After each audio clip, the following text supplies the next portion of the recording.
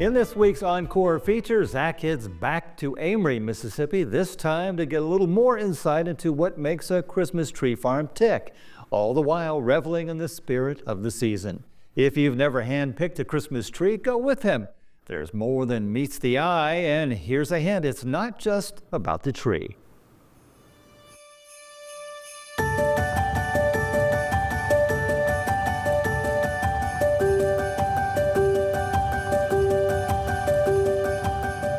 This time of year certainly has a magical feeling.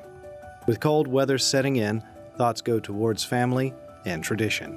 One of the oldest is the Christmas tree.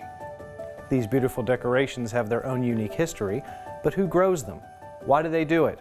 And what does the Christmas tree business look like? To find out, I went to a local Christmas tree farm in Amory, Mississippi, Worthey Tree Farm. So it takes about 5 years to really get into the business. So David and Vera Gray had the Christmas tree farm right up the road, started in the early 80s. And so I used to work for him when I was like in high school. And so then when they decided to retire, we took over the business in 2010. Your process is we have to start like in January of going out to the fields, and it's called propagation.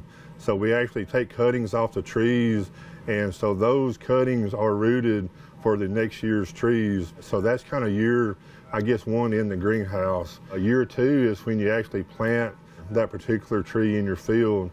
And so there's like basal pruning, all kind of different prunings that you have to do to get that tree ready, established, and all that. And then after that, you have to shear the trees twice a year. You got to spray fungicide every 21 days.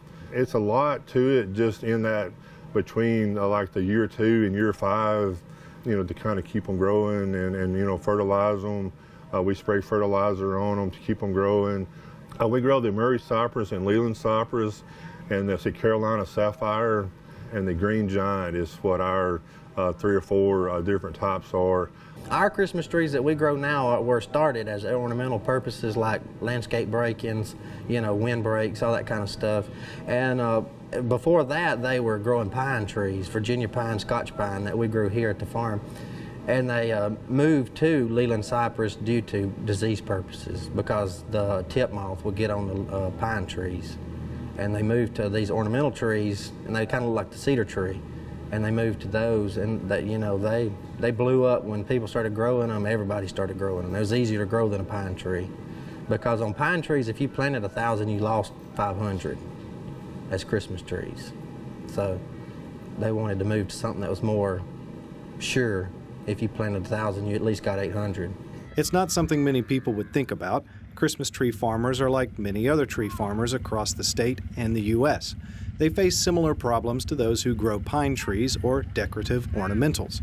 Technically, that's exactly what the Christmas tree is, an ornamental.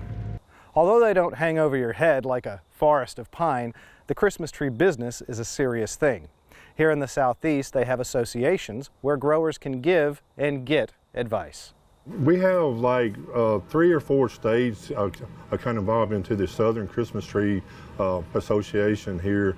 And so we have like our own little community that we can kind of, if we're needing help, any guidance or anything, we have people that can help us there.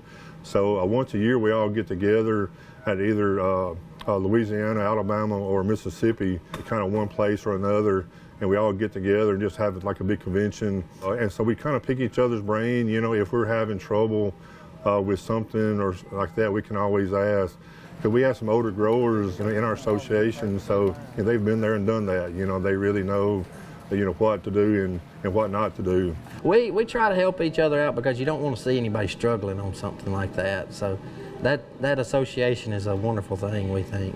You know, what's happened, we'll send a picture of one of our trees and say, have you ever had this happen to your tree before? And they'll say, yeah, it's this. So we can correct that. Or they may call us about, you know, something happened to their tree, and we'll say, well, it happened to ours a couple years ago. So it's just it's a network of making it easy for everybody. You know, mistakes were made, I can tell you, don't do that or do this. You'd think tree farmers would be in stiff competition with each other, but in truth, there's enough business to go around.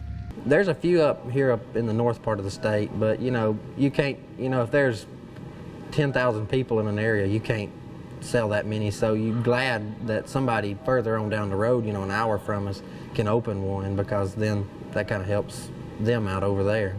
And that's the main thing, is just kind of growers helping growers. And we always encourage, if anybody is wanting to get into the association or into growing trees, it's always a good idea to have an association that you're part of, because there's no way for you to just start on day one and say, hey, I want to be a Christmas tree farmer, because there's so many things on what to do and what not to do. Several years ago, I came out here to do another segment for Farm Week. At that time, this guy was super little. Now look how big he's gotten. You're just the biggest, prettiest tree. However, selling trees once a year is not enough to keep a farm afloat. So, like many others these days, Worthey Tree Farms has gotten into the business of agritourism. We do like a pumpkin patch starts in October, so we kind of raise some of our pumpkins and all that. But we have birthday parties, we have gift shops, we have concession stands, we have some goats that the children can feed and pet. We have sleigh rides during the Christmas season out in the fields. So it's kind of like an experience, even in October and Christmas. It's an experience, that we try to have family first, and that they can come out and just kind of experience time with their family and just have a good time. So that's what it's all about. One of the most important aspects of agritourism is bringing the community itself together. Establishing a local gift shop like this one is a good way to do that, because here they can sell local goods and services by the community. Just little by little, we just want to offer more stuff, just to, when you go out there and pick your tree out, it might take a little while for us to go cut it. We might have 20 or so people waiting on a tree. So we thought, well, if we had this for them to wait, that would help them not have just a boring wait. So we started building concession stands and buildings to set in party rooms, and it seems to be working. We got jumpies and all kind of fun stuff just to add to it. But yeah, it's always about family. I always preach that, and everybody is so busy these days. So it's always kind of good to spend a couple of days with your family, and this is one of the days that I like to be able to kind of share our farm with. It's no secret that people in the Christmas tree business take special care of the traditions in the event of a family picking out the perfect tree for themselves. It's good to know that those who grow the trees truly care. Merry Christmas.